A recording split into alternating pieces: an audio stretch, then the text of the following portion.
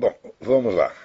Então, em primeiro lugar, de novo, está havendo aí um esforço para o Congresso legalizar não somente o aborto, mas o aborto e a eutanásia, tudo junto, tá certo? Esse pessoal não desiste. É importante ver que isso aí é um esforço mundial, uniforme em todo o planeta, que não é coincidência, não são coisas que acontecimentos isolados, tá certo? Mas é um plano mundial que vem desses círculos globalistas para implantar em todo o planeta uma concepção zoológica do ser humano e da sociedade. Eu não sei, eu não chego a entender, vamos dizer, o amor que essas pessoas têm por isso, como é importante para eles o aborto, a eutanásia, e logo em seguida vai haver, né, o aborto pós-parto, né? Já estão falando nisso. Tem aqui um cidadão, um acadêmico aqui, né? Saiu no Journal of Medical Ethics. Veja, isso aí é ética agora, né? Dizendo o seguinte, dizendo que o aborto é igualzinho, não há diferença entre você abortar um bebê e você matá-lo depois de nascido. A gente vê isso, a gente pensa que isso é um argumento contra o aborto. Não, é a favor do infanticídio. Ele está dizendo isso para dizer, já que vocês abortam, também pode matar a criança depois que nasceu, né? Eu, por exemplo, eu suponho que o autor disso já tenha nascido. Portanto, se eu chego lá e dou um tiro no desgraçado, não faz diferença nenhuma. Se pode matar um bebê, por que não pode matar um menino um pouco mais crescidinho, né? Um adolescente, um jovem, um homem maduro ou um ancião? O sujeito pode abortar o sujeito, por exemplo, aos 93 anos de idade. Que diferença vai fazer?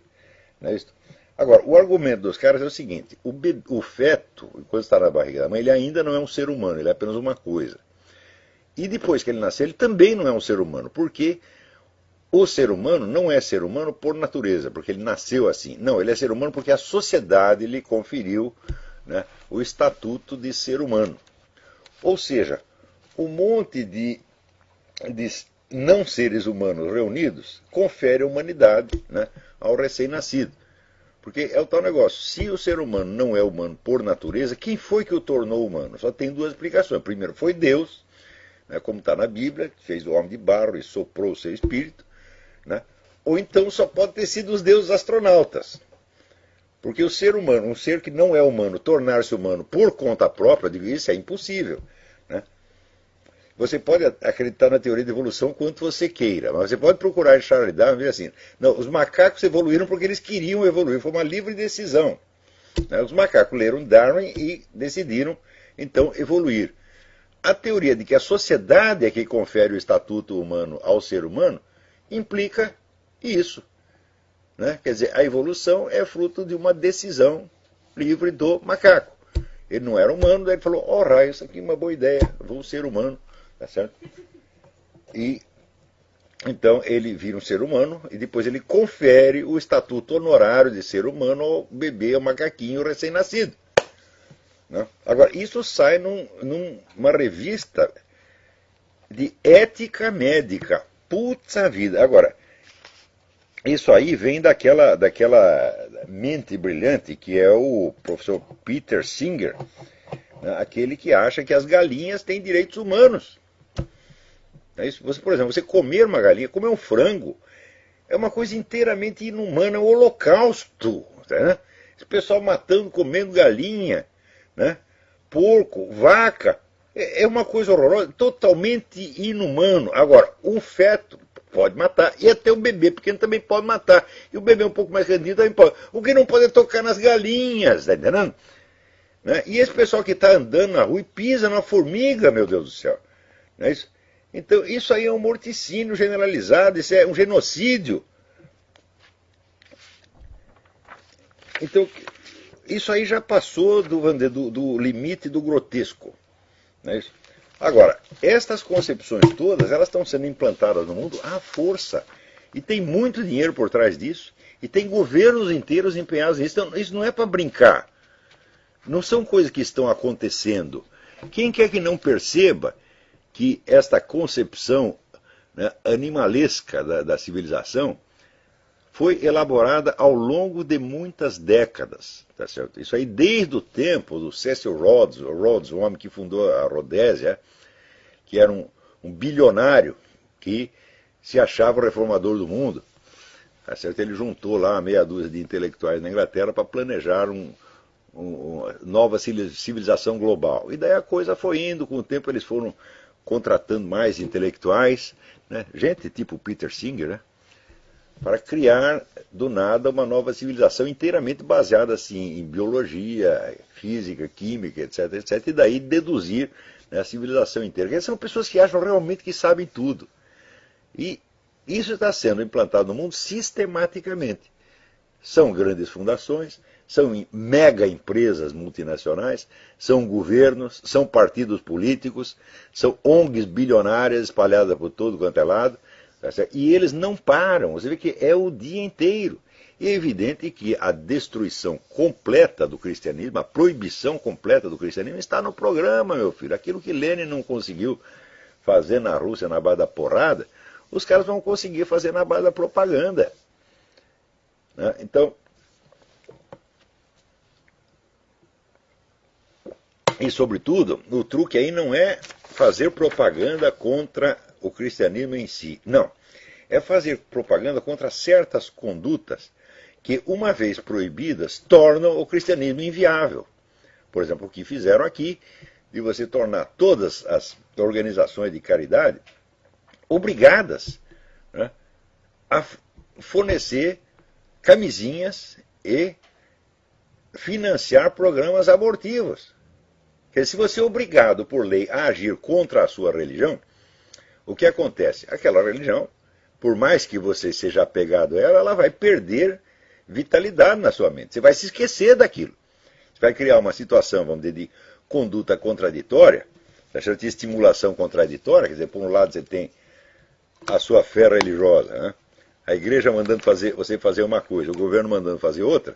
Então, esse conflito de autoridade vai criar em você aquele negócio que chama estimulação paradoxal. Quer dizer, submetido à estimulação paradoxal, o cérebro cede à pressão e qual é o resultado? O resultado é a credulidade mais abissal que você possa imaginar. Quer dizer, o sujeito começa a acreditar em tudo, fica um bocó de mola, um bobão, e daí tudo que a autoridade disser, você sim senhor, sim senhor, sim senhor. Quer dizer, é a redução da humanidade, a redução sistemática, consciente e deliberada da humanidade a um estado de estupidez subcanina.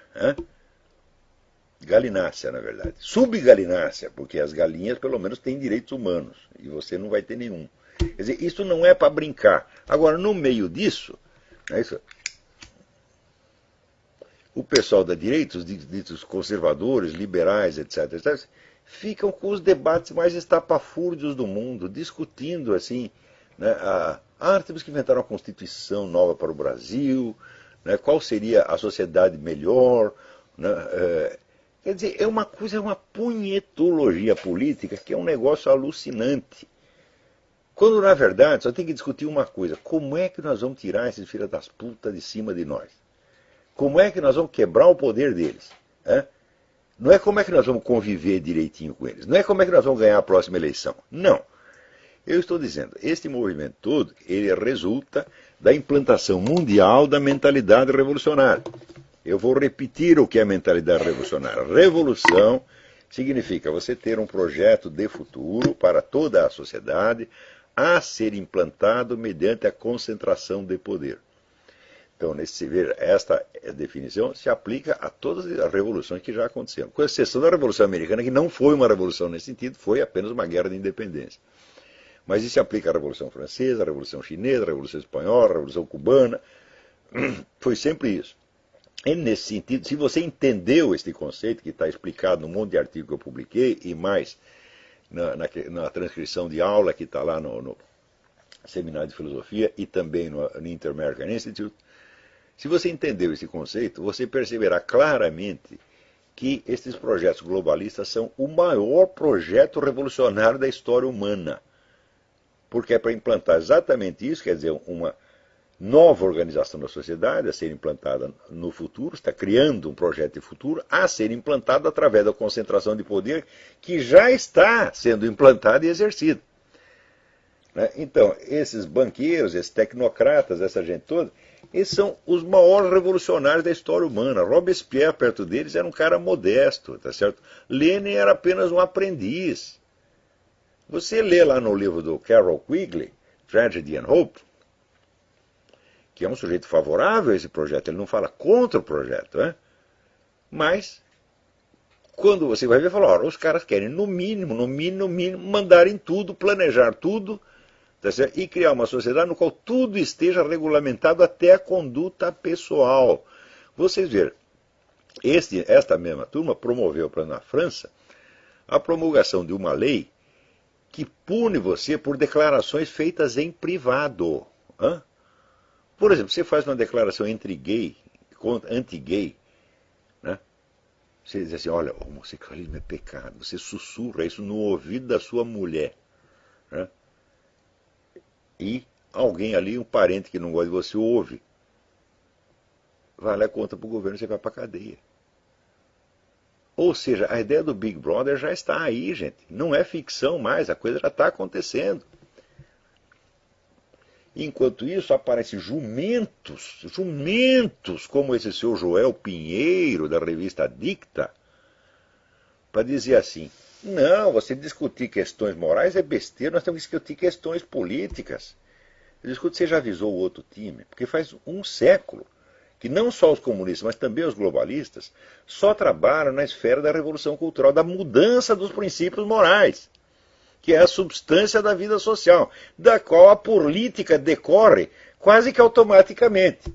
Se você domina os princípios morais que governam a sociedade, você sabe quais são as opções que a sociedade vai fazer. Você sabe o que todo mundo vai escolher. Então, quem domina a moral, aqui o seu Joel Pinheiro, vai estudar, vagabundo. Quem domina a moralidade da sociedade, domina a política. Então você não quer que os conservadores discutam. Ele acha que conservadores discutir moral e religião é perda de tempo. Então vai avisar os comunistas disso. Esse sujeito nunca leu um livro da escola de Frankfurt, nunca leu um livro de Antônio Gramsci, não está sabendo de nada o que acontece e vem cagar regra. É por causa... é isso que astravanca o progresso, gente. Você está entendendo? Por que vai dar ouvido a um menino de 12 anos que não sabe nada? Diz que o pai dele é um filósofo, economista, liberal, não sei, não tenho certeza. Então ele cresceu ouvindo propaganda liberal, né? E tem todos aqueles preconceitos que na verdade nasceram da Revolução Francesa e que são eles mesmos instrumentos da implantação do esquema revolucionário no mundo, só que ele não sabe, tá certo? Então aí começa a cagar regra com base na sua pura preferência subjetiva. E as pessoas perguntam o que eu acho disso. Eu falo, isso não pode, eu não acho nada, eu não tenho nenhuma opinião a respeito das opiniões do seu João Pinheiro. Não são opiniões, elas só podem ser analisadas como sintomas, vamos dizer, do fracasso educacional do seu Pinheiro. Que não é culpa dele, por quê? Porque é um fenômeno nacional. É todo mundo assim hoje. Agora, veja aqui, este negócio da legalização do aborto e eutanásia, eu vou fazer um apelo a vocês.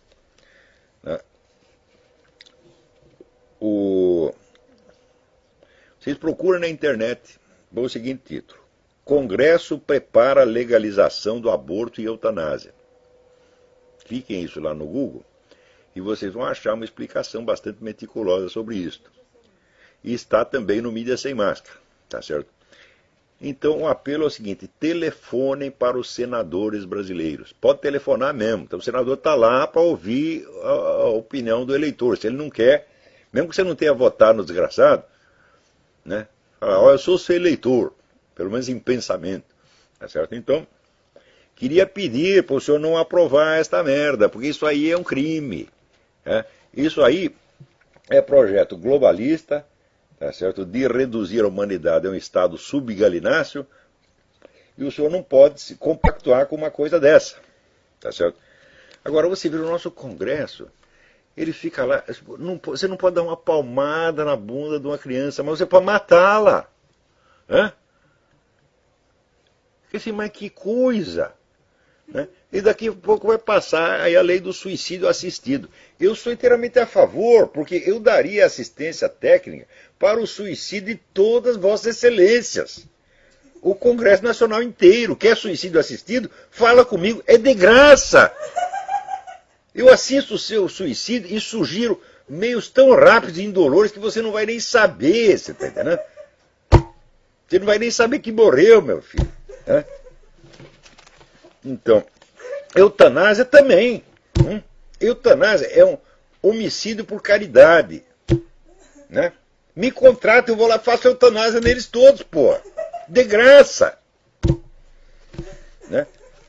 Você matar o sujeito um por um, nada do peido. A gente amarra o sujeito e fica até envenenar o desgraçado dele morrer. Né?